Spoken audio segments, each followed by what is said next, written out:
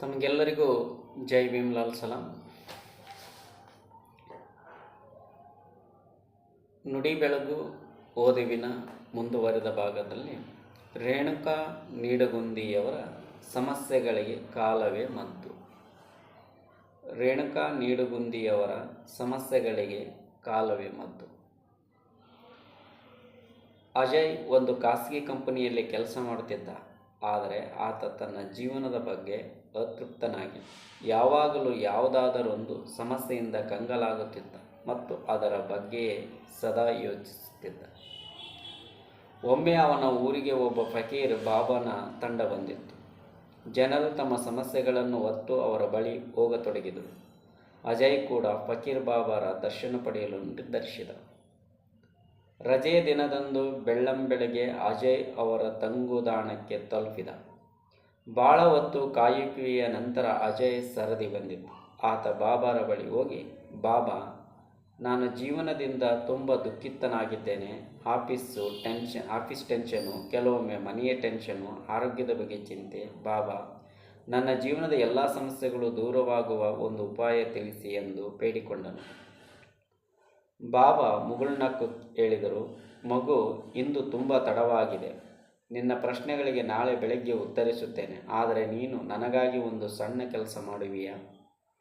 ಖಂಡಿತ ಮಾಡುವೆ, ಅಜಯ್ ಉತ್ಸಾಹದಿಂದ ಹೇಳಿದನು.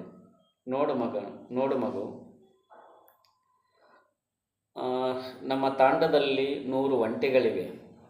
ಇವುಗಳ ಮೇಲ್ವಿಚಾರಣೆ ಮಾಡುವವನಿಗೆ ಇಂದು ಆರೋಗ್ಯ ಸರಿಯಿಲ್ಲ. ನೀನು ಇಂದು ರಾತ್ರಿ ಇವುಗಳನ್ನು ನೋಡಿಕೊಳ್ಳಬೇಕೆಂದು ನಾನು ಬಯಸುತ್ತೇನೆ. ಯಾವಾಗ 100ಕ್ಕೆ 100 ಒಂಟೆಗಳು ಕುಳಿತುಕೊಳ್ಳುತ್ತಿವೆಯೋ ಆಗ ನೀನು ಕೂಡ ಮಲಗಬಹುದು ಎಂದು ಹೇಳಿ ಬಾಬಾ ತಮ್ಮ ಡೇರೆಗೆ ಹೊರಟು ಹೋದರು.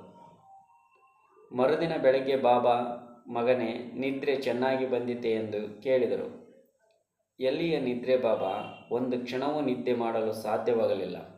ನಾನು ಎಲ್ಲ ಒಂಟೆಗಳನ್ನು ಕುಳ್ಳರಿಸಲು ತುಂಬ ಪ್ರಯತ್ನಿಸಿದೆ, ಆದರೆ ಒಂದಲ್ಲ ಒಂದು ಒಂಟಿ ಎದ್ದು ನಿಲ್ಲುತ್ತಲೇ ಇತ್ತು ಎಂದು ಬೇಸರದಿಂದ ಅಜಯ್ ಹೇಳಿದನು.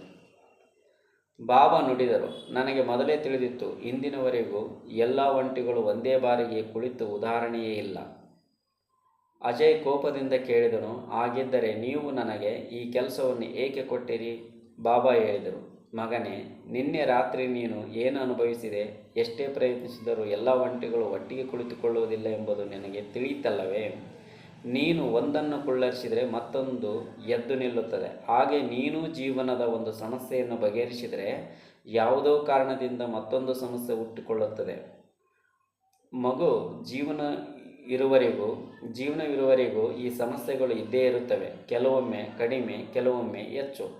ಹಾಗಾದರೆ ನಾವು ಏನು ಮಾಡಬೇಕು ಎಂದು ಅಜಯ್ ಕುತೂಹಲದಿಂದ ಕೇಳಿದನು.